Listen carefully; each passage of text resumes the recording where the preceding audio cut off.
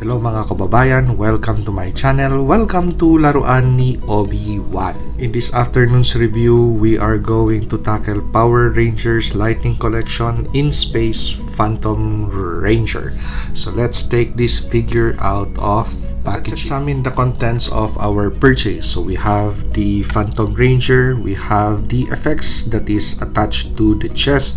This effect attaches to the pistol, and we have extra pair of hands, actually fists. The one that is attached to the figure are accessory or weapon holding hand. So let's discuss the articulation points on this action figure. So for the head area, what are the articulation points that this figure has? So for side to side movement, we have okay.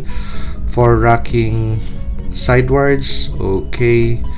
But for looking downwards, how much looking downwards does he have? Or head tilts, just okay. But this is where this figure would quite lack on with the upward gazes. So looking upwards, we just have a little bit of looking upwards. So for the torso area, the diaphragm is on a ball,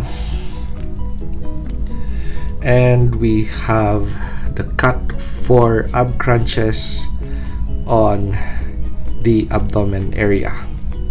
So that is the angle for backward crunches, forward crunches. So I really like, for the Power Rangers Lightning Collection, I really like the articulation point on the torso or the body area. For the arms, because we have this shoulder armor that is going to hinder full rotation of the arms, but with regards to sidewards movement, we have ample sidewards movement. The bicep has a cut for rotation, so there you go. We have 2 points of articulation for the elbow. We have rotation, and we have a swivel for the hand. And for the leg area, he could move the legs upward this much. So can he move the leg far backwards? So let's see. So not much, because of how this back piece is designed. So no backward kicks. But for the knee, we have 2 points of articulation for the knee, and this is how the knee bends. So that's a really nice bend for the knee.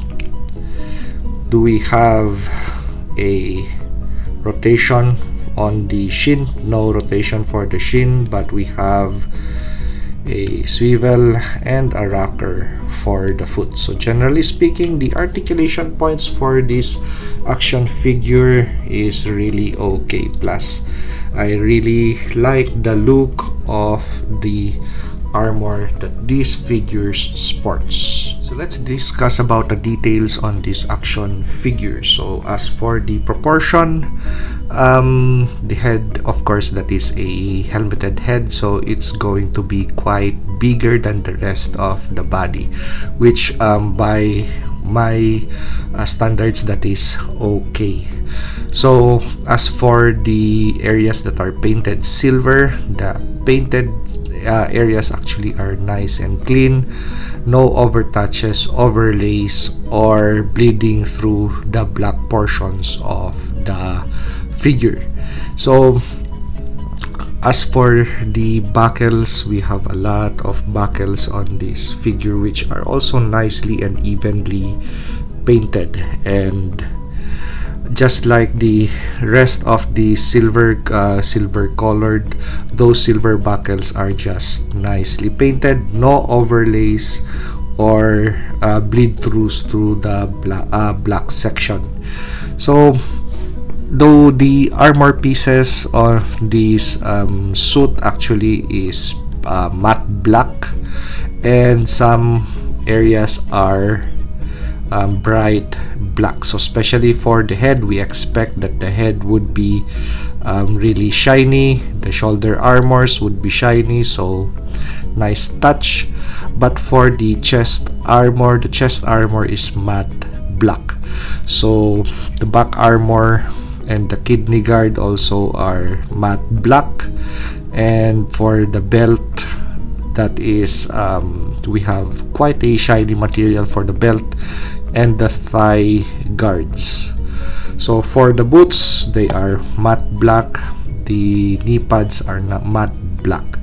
And for the suit area, it is highly textured. So there's a different texture on the arms, and we have a different texture for the legs.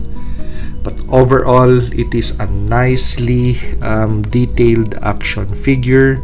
The anatomy is just right. So for example, that is a helmeted head, and we expect that a helmeted head would be bigger in proportion to the rest of the body. So the arms are just of proper length, and they are not way too lanky or skinny or just too bulky. The arms are just nicely proportioned. The legs also are neither short nor are long, just right. So overall, anatomically proportioned action figure. So we have portions on the body which we could attach effects that are included with the set. But my intention for this figure is different, so let me explain. So I bought this RAM cycle as a pre-loved piece, and I already customized it according to the specs that I like. So we have a ammunition feeding system and spare ammunition cans on the side of the bike. And the only thing that this bike would lack would be a designated rider. So at first, this figure has been the one that I would pair with this bike, but looking at the figure, it is not really armored. So the base figure that really comes with this bike, the RAM cycle, the action figure, I am really not interested much in it, especially with the articulation points of that action figure, which is limited because of the body armor that is attached to the torso, which limits the articulation points of the body. So I was looking at my toy aisle this afternoon, and I came upon this figure, and I just said to myself, oh, okay, so finally I have found the dedicated rider for this motorcycle. So if you could take a look at the armor pieces that this action figure would wear, actually they are motorcycle protective gear. So that is a motorcycle helmet, and the body armor is for for actually all of the armor system that we have on this figure are motorcycle rider related. So the best action figure to pair with this RAM cycle. And as a bonus feature, I was looking at this in packaging, and it had a little bit of peg to it,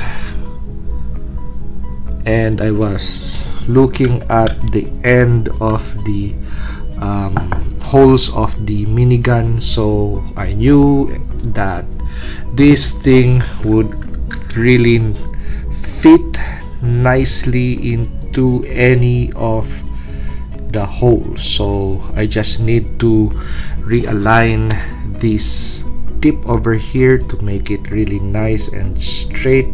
And so there we have it. We have a firing effect for that minigun. And we have now a dedicated rider or pilot for this RAM cycle. So let's go to the photos and the video shots.